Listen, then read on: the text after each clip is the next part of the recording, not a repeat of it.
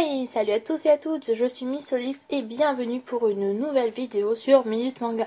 Ça fait super longtemps que j'ai pas fait de vidéo, je crois que la dernière elle doit remonter à mai, un truc comme ça.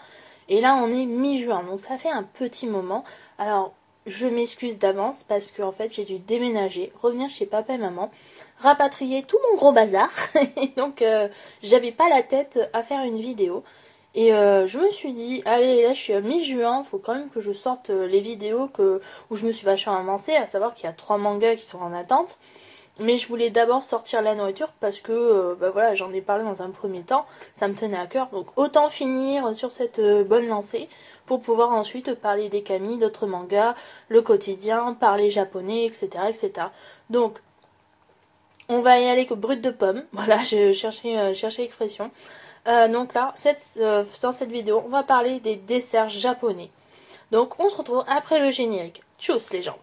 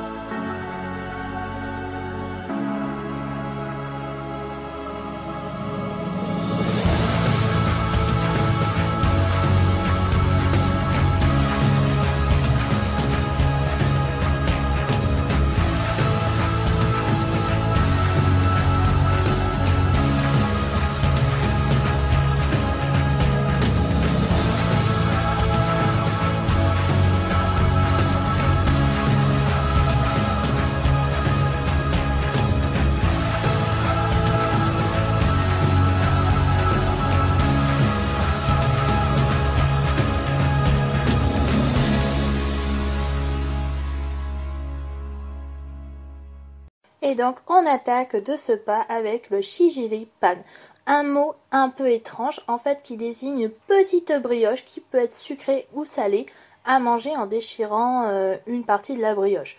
Il y a plus de sucré en fait sur les marchés que des salés. Son nom vient du verbe shijiru qui signifie arracher. Le shijiri pan peut être en forme de couronne, rangé, quadrillé ou en 3D, mais aussi, alors c'est là où vous pourrez en trouver le plus si jamais vous allez au Japon, représentés sous des formes d'animaux, personnages de films manga. L'image que j'ai trouvée en tapant sur internet, c'était des Mon voisin Totoro. Là, j'ai fait « Oh, c'est trop mignon !» Voilà. Ensuite, on retrouve le melon pan. Alors, encore une brioche boulangère sucrée. Son aspect extérieur est croquant et l'intérieur est très moelleuse. C'est un petit peu comme un pain au lait ou une gâche française si vous voulez. Très populaire au Japon, on en retrouve aussi bien dans les ruelles que dans les supermarchés, proposant différentes déclinaisons de parfums. On en voit parfois dans les mangas et pour vous dire, j'ai un petit peu galéré à en trouver. Niveau goût, c'est une transition entre la pâte de cookie et la pâte moelleuse de la brioche. Malgré son nom, elle n'en a pas en fait le goût du melon. On peut la trouver au sucre, au chocolat, au thé vert matcha, pardon, à la vanille, à l'ananas, patate douce et bien d'autres encore. Si un jour vous êtes au Japon et que vous voulez en manger, faites attention, car en fait la recette varie de région à une autre, donc soyez pas trop surpris non plus.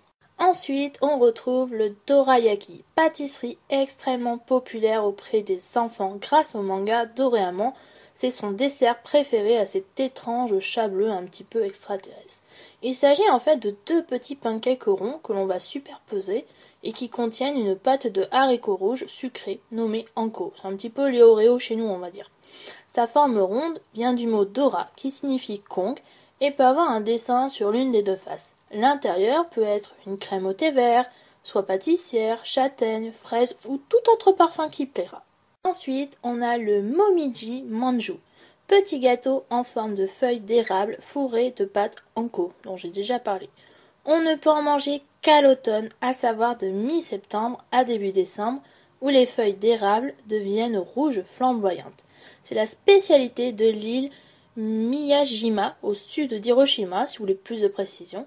Vous pouvez en trouver partout au Japon à cette époque, mais seulement en automne. Et donc, le fameux Kit Kat japonais. Je ne pouvais pas parler de pâtisserie sans l'évoquer. Nous en France, on le considère plus comme un petit encas qu'on va manger entre les repas. Au Japon, en fait, c'est plus un cadeau que l'on s'offre lorsqu'on part en voyage et donc considéré comme une pâtisserie. Nous, Français, en fait, on est très pauvres comparé à tous les goûts qui existent au Japon. À savoir qu'il y a des goûts très différents et surprenants d'une région à une autre. Vous pouvez avoir des Kit Kat au thé, aux fruits, à l'alcool, aux épices, inspiration dessert, boissons, surprenant, USA. Vous pouvez avoir tous les goûts que vous voulez. C'est génial. Le cake Castella ou Katsutera, c'est un gâteau très moelleux, épais et aéré qui est réalisé avec des œufs, de la farine, du sucre et du sirop de malt ou de miel suivant la recette et la région. Introduit par les marchands portugais au XVIe siècle, il est devenu au fil des années la spécialité de Nagasaki. Il est de forme carrée afin de rappeler la forme du château de Castella au Portugal. L'intérieur est de couleur jaune et l'extérieur aborde plutôt une couleur brune et un peu brillante. Visuellement, c'est un gâteau assez imposant, mais une fois en bouche, il est très léger, subtil tout en étant gourmand, doux et légèrement sucré. On le déguste alors dans les salons de thé ou offert en cadeau par ses amis ou sa famille. Le mochi est un petit gâteau à base de riz gluant qui accompagne de nombreux desserts japonais et parfois salés. Sa texture est très gluante et visqueuse, ce qui peut surprendre si c'est la première fois que vous en mangez. Il peut être cuit au four ou à la vapeur, mais aussi bouilli, grillé, sauté ou encore frit. Sa famille est nombreuse, donc on y rajoute plusieurs personnes, à savoir les daifuku, donc des fameuses boulettes rosées, vertes ou blanches que nous connaissons bien, les dengo, qui sont là des brochettes de riz gluant, les sakura mochi, les mamemoshi, les ohagi et tant d'autres. La takayaki est une gaufre japonaise fourrée à la pâte de haricots rouges en forme de poisson. Vous me direz sans doute que c'est une blague, comme les Kit Kat au parfum surprenant. Eh bien, détrompez-vous. Il faut quand même savoir qu'au départ, dans les années 1900, elle avait la même forme que le melon pan. Et pour relancer les ventes, elle fut transformée en poisson, qui est en fait un signe de chance là-bas. Le succès fait immédiat. Sachez que si vous n'aimez pas la pâte de haricots, vous pouvez en trouver à la crème pâtissière ou au chocolat. Il faut savoir que tai en japonais veut dire dorade et yaki grillé. Mais ça, vous le savez déjà, non? La kakigori, ce nom ne vous dit rien et pourtant on en croise souvent dans les mangas ou les jeux vidéo. C'est une glace très populaire au Japon. Râpée finement, elle est très légère en bouche et aromatisée de sirop de fruits, ce qui la rend visuellement semblable à nos sorbets et nos granités français, et pourtant elle n'a rien en commun. En somme, on pourrait la comparer à quelques granités en beaucoup plus léger et aéré. Elle existe depuis très très longtemps, c'est-à-dire depuis 1185, mais elle était réservée à la noblesse car c'était un signe de richesse. Aujourd'hui, c'est un produit populaire qui plaît à toutes les classes et surtout à toutes les familles. Voilà, j'espère que cette seconde partie de vidéo vous aura plu. Comme la première, retrouver les mangas où l'on voit les différents desserts que je mentionne n'est pas aussi simple. Je crois que je l'ai même expliqué en amont la vidéo, mais c'est pas grave, j'aime bien répéter. C'est même hyper chaud et parfois c'est un miracle de tomber presque dessus. Donc tu te dépêches à l'enregistrer pour pas la perdre. Donc n'hésitez pas à me laisser un commentaire sur la page de cette chaîne, d'aller voir les anciennes vidéos. Et je vous dis à très très bientôt. Je vais essayer d'en faire une autre vidéo par la suite. Donc je verrai pas vos retours.